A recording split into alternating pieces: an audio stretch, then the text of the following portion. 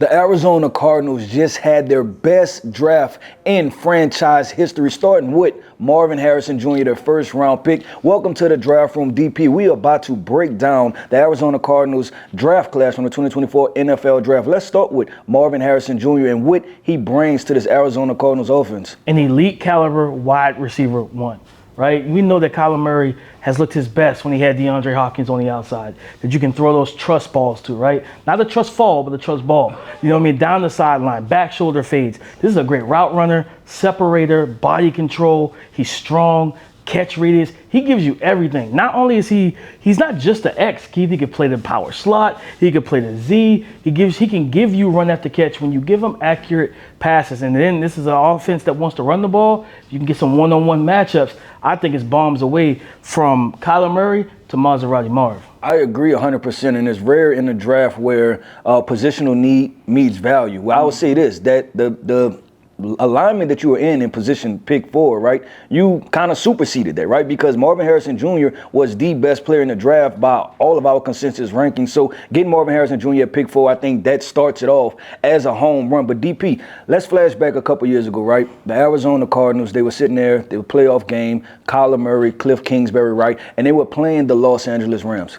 Kyler Murray was struggling as a quarterback, right? And I sat there and I said, you know what they need to do? They need to run the football. Yeah. They didn't. But I see right now there's starting to be a change in philosophy, and it starts with this draft, right? And 2 key prospects. They were able to draft Isaiah Adams, the interior offensive lineman, and then they went and got themselves a young running back that can run a 4.3 in Trey Benson. So I start to see a change in philosophy. And while Marvin Harrison Jr. was a very important piece, I think an equally important piece for this draft class, but also the way this organization is moving forward, is those 2 players, because I'm thinking running game. Absolutely, right? You don't want your offense to be 85% pass. You know what I mean? You want to be balanced. Yep. And Drew Petzinger, Jonathan Gannon brought balance and physicality to the desert, right? And bringing in the type of players, getting the most out of James Conner, getting this offensive line that wasn't great, pushing forward, vertical displacement. Now you can get your quarterback under center, play action pass.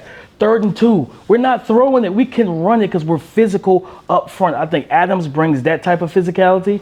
And then Trey Benson, man, like whenever James Conner does leave the desert, you have a 4'3", 6'1", 225-pound running back that truthfully still has so much tread on the tires, Keith. I'm excited for what this run game is going to look like in 2024 and beyond. Yeah, I agree. That may be the part that I'm most excited for when we talk about rounding. We'll finish up with draft grades, right? But when we're talking about rounding out these draft grades, to me, it's about identifying what your team really needs, right? Not only just from a position need, but from a philosophy standpoint, right? And what Jonathan Gannon has been so far as a head coach, right? And I remember that was the second game of the season when they took it to the Dallas Cowboys. That let me know that this is not the same Arizona without Kyler Murray, right? And that let me know that this is not the same Arizona Cardinals offense from a philosophy standpoint. But DP, listen, offensive side of the football, the defensive side of the football, and they swung a home run with this. They started off with one of our favorite prospects, Missouri defensive end Darius Robinson, right? But then they also went to the secondary and addressed the secondary that I know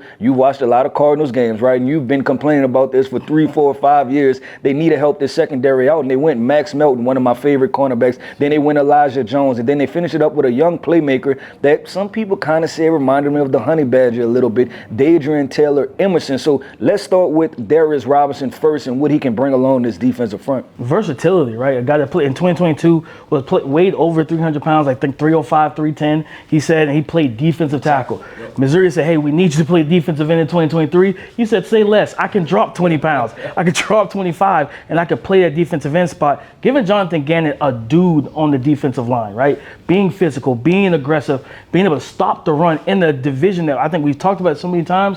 All 4 teams will run the ball in this division. So you got to stop it to be able to play the pass, right? So I think that was an outstanding pick.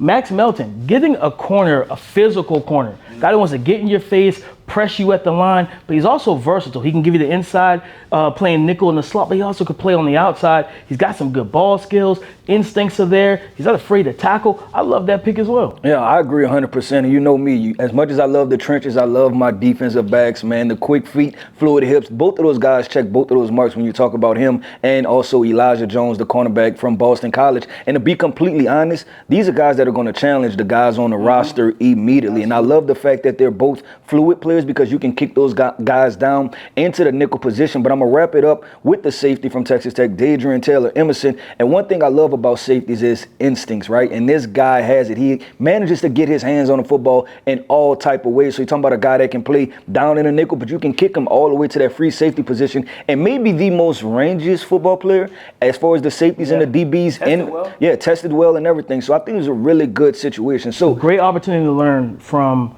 Buda Baker. Outstanding opportunity to learn from Buda Baker. And I love that transition when you get a young guy with a lot of potential and you match him up with a veteran football player so he can kind of teach him the ropes. High level. Yep, and he could teach him the ropes, and then guess what? When that veteran is getting a little bit older, boom, that young guy will be ready to kind of just, take the transition and move forward. DP, we talked about the Arizona Cardinals, how much we like the class. Now we have to hand out a draft grade. Where are we at with the Arizona Cardinals draft class? I think it'd be crazy not to say that we get, after all that praise, not to give them an A+. Man, they knocked it out of the park. They hit so many different positions and got guys that's going to come in and help fit and continue to reshape this culture, complete the culture shift that we did not see under Cliff Kingsbury that we're seeing right now. A+ for me. Yeah, I agree. Balance is the name of the game for the Arizona Cardinals. And that's why, in our opinion, over here at the Draft Network, in the draft room, we gave the Arizona Cardinals an A+ because this was one of the best drafts in their franchise history.